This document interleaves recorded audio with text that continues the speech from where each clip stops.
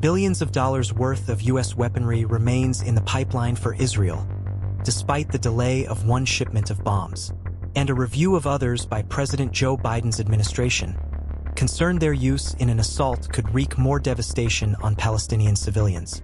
A senior U.S. official said this week that the administration had reviewed the delivery of weapons that Israel might use for a major invasion of Rafah, a southern Gaza city where over 1 million civilians have sought refuge, and as a result paused a shipment of bombs to Israel.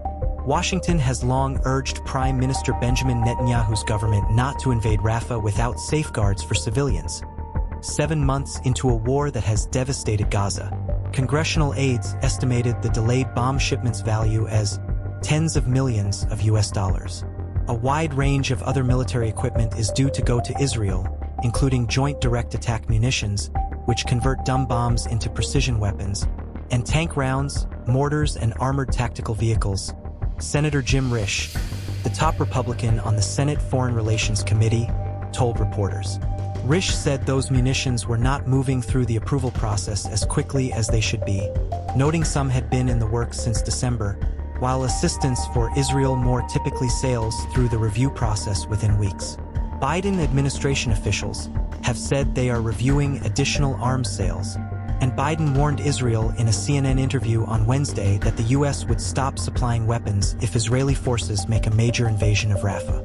Israel's assault on Gaza was triggered by an October 7th attack by Islamist Hamas militants, which by its tallies killed 1,200. The subsequent Israeli bombardment has killed some 35,000 Palestinians, according to local health authorities, and displaced the majority of Gaza's 2.3 million people. Separately, Representative Gregory Meeks, top Democrat on the House of Representatives Foreign Affairs Committee, has put a hold on an $18 billion arms transfer of package for Israel that would include dozens of Boeing F-15 aircraft while he awaits more information about how Israel would use them.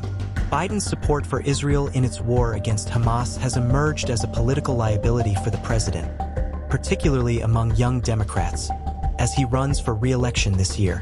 It fueled a wave of uncommitted protest votes in primaries and has driven pro-Palestinian protests at U.S. universities.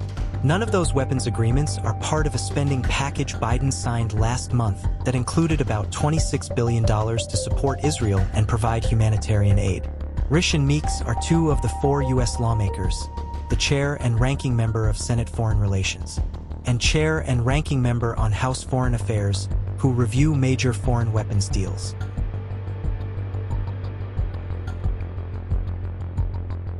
Netanyahu issued a video statement on Thursday saying Israelis would fight with their fingernails in an apparent rebuff of Biden. Republicans accused Biden of backing down on his commitments to Israel. If the commander-in-chief can't muster the political courage to stand up to radicals on his left flank and stand up for an ally at war, the consequences will be grave, Senate Republican leader Mitch McConnell said in a Senate speech.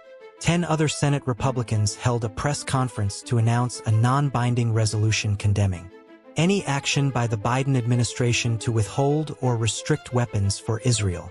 White House National Security spokesperson John Kirby told reporters Israel was still getting the weapons it needs to defend itself. Biden's going to continue to provide Israel with the capabilities that it needs. All of them, Kirby said.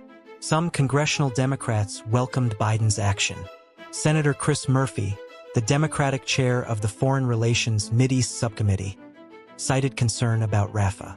I do not think it is our strategic or moral interest to help Israel conduct a campaign in Rafah that is likely to kill thousands of innocent civilians and not likely impact Hamas' long-term strength in a meaningful way, he told Reuters.